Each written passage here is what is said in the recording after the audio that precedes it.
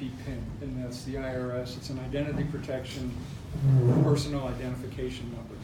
And so in 2016, there were just a ton of fraudulently filed tax returns.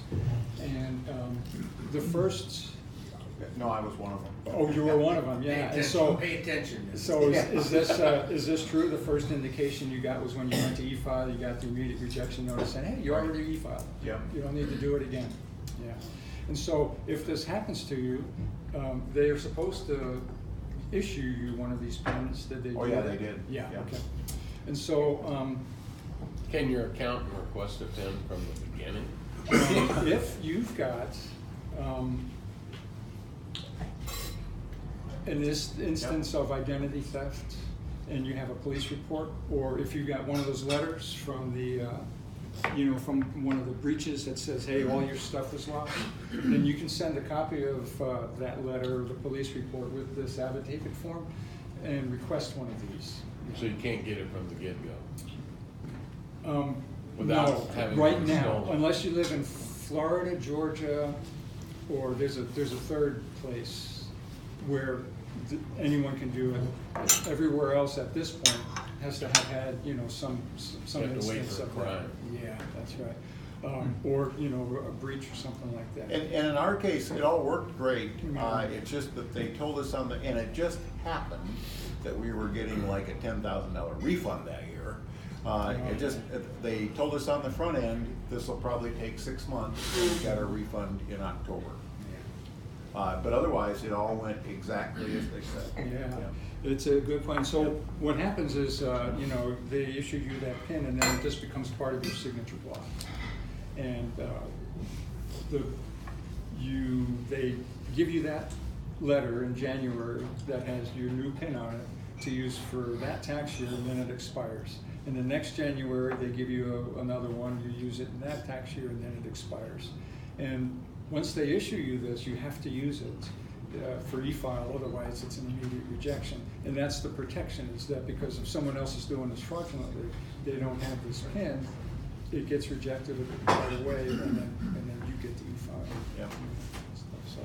So it's a good program. And I don't know exactly how, but I know it was in 16, it was 800. I don't know if this is accurate, but I believe I read that it's down to, it's still a lot, around 200,000 a year, but still, it's having some effect.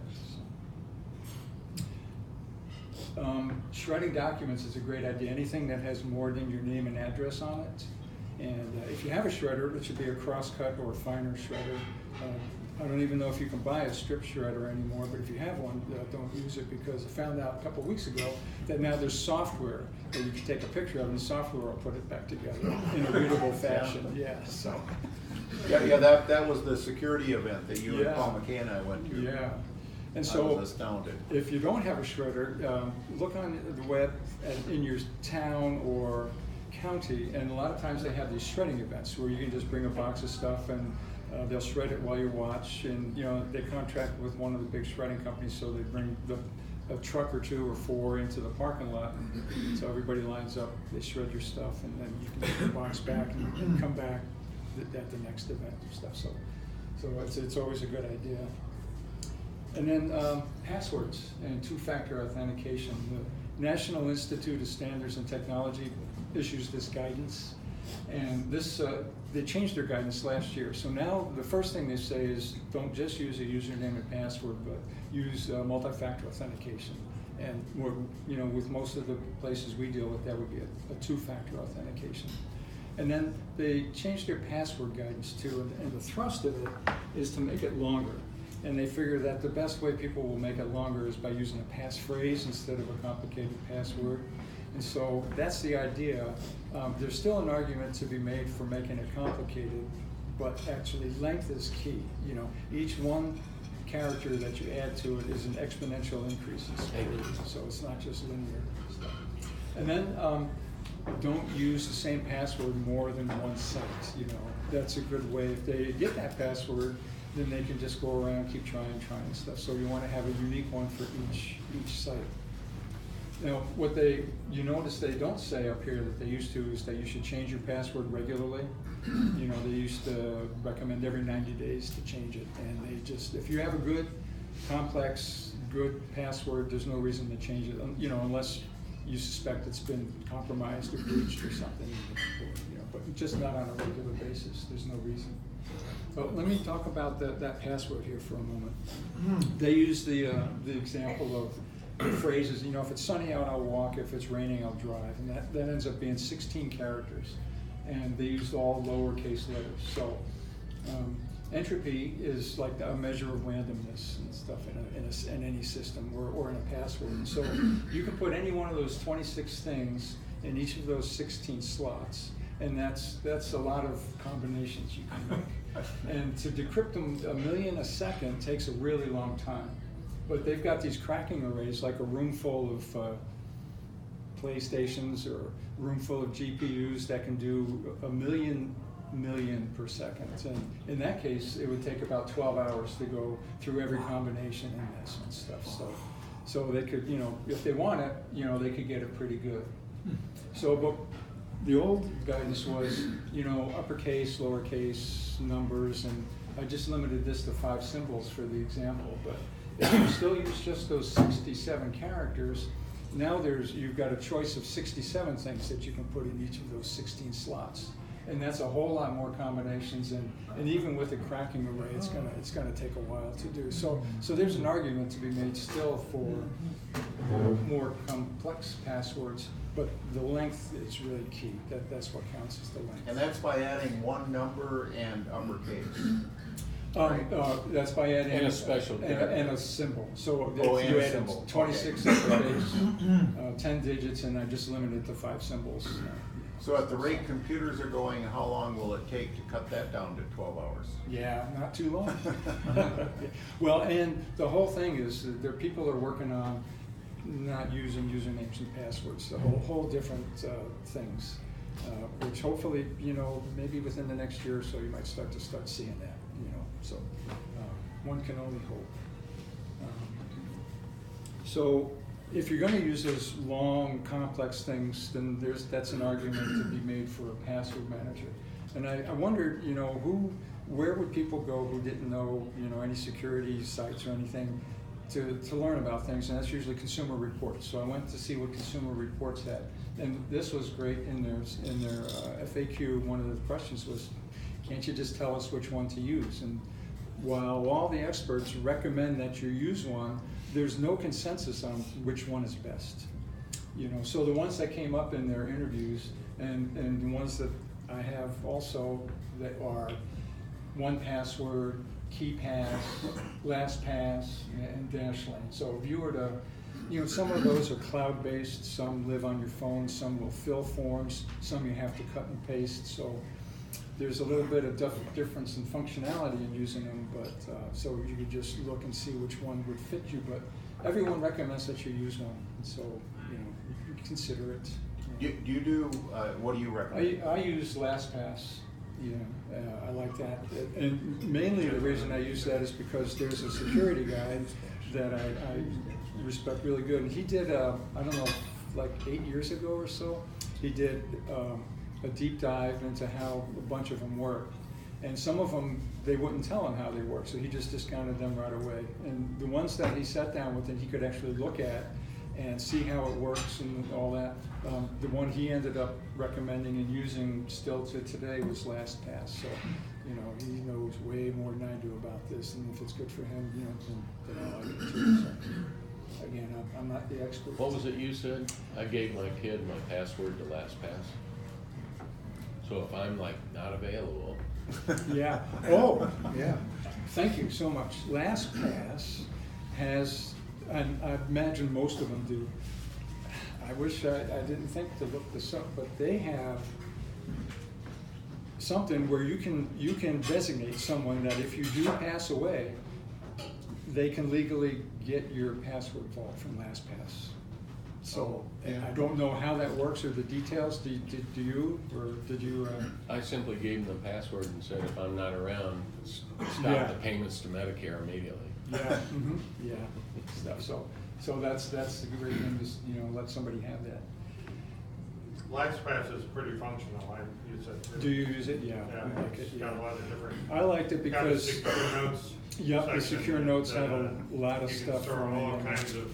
Yeah. Like the answers to the security question? Yeah, Yeah. yeah. Yeah. And, Mine was just because my kid was using it. That's why I Yeah. started it, not Yeah. because I picked it. Oh, He yeah. just said, use this one. Yeah. Yeah, I like that one best.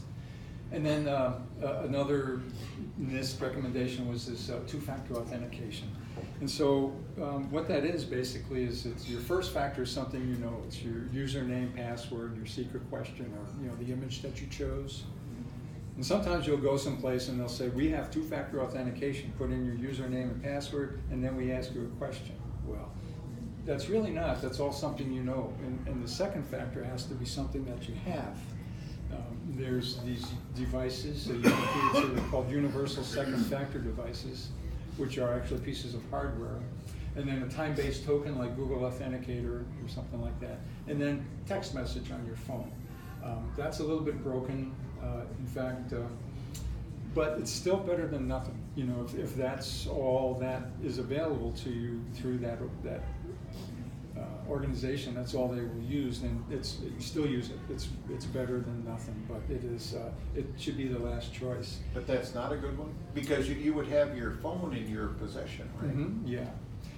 I'll show you in a minute what's a little bit wrong with it. These are just some examples of what they are. This one is that second factor device, YubiKey, or there's other ones from this. And what this is that when you plug it into your machine, it registers itself as a keyboard, so that when you tap the little metal part there, it sends a random string of like 44. It sends a 44 character string of digits, and you register that with your device with the website, and they know what to expect. And when this sends it, then that's your second factor. So you've already done it with your username and password. You still can't get in until they check this here. And But then that has to be with a laptop or something with a USB. Yes, yeah. Mhm. I mean, They obviously your now phone come. can't do that. They do come with that near field stuff, like your phone has. You can just Right. swipe it for NFC, Apple Pay, yeah. stuff like that. These has NFC, so you could probably use it with that function. Yeah. So it doesn't have to be USB. Depending on the one you get. Some only work with USB, but you can get them that work with the NFC as well. And then these are just different time-based tokens. LastPass has one, Google Authenticator, Microsoft, 2ForDuo, Transact. And this is an example of the Google Authenticator. And basically, you register it with a site, and then it starts doing these 6-digit codes, and they last for a minute. And there's a little countdown timer to show you how much is left, so that maybe you don't have enough time to put it in, wait for the next one. And then when you registered with the account knows what number to expect. This generates it when you put your username, password in. It says, okay, put your token in, and then you put this in, and if it matches, then that's your second factor authentication. So those are all site specific? You have to tell whatever site you're on Mhm. that you have the Google Authenticator? Well, actually, the way it works is they tell you what they use. So, and in order of preference, if they tell you that they accept this, the YubiKey or one of these physical devices, that's the best you should use. If they don't offer that, but they offer one of these time-based tokens, then that's what you should use. And they'll tell you which of the time-based tokens that they use. And then if they don't do any of those, then you can use your phone for text messaging and stuff like that. Is that an option then that is presented to you when you sign up for an account? Yes, when you sign up for accounts, you might have to dig around for it a little bit. You go into like a security section or something, and then they'll talk about, we recommend you use this for a password, and if you want second factor authentication, we offer in whatever they offer. But they probably won't upfront recommend it to you, but it'll be in your profile setting as an option someplace. Okay. So why not use a text message as a phone? You know, in 2016, the National Institute of NIST, the National Institute of Standards and Technology, stopped recommending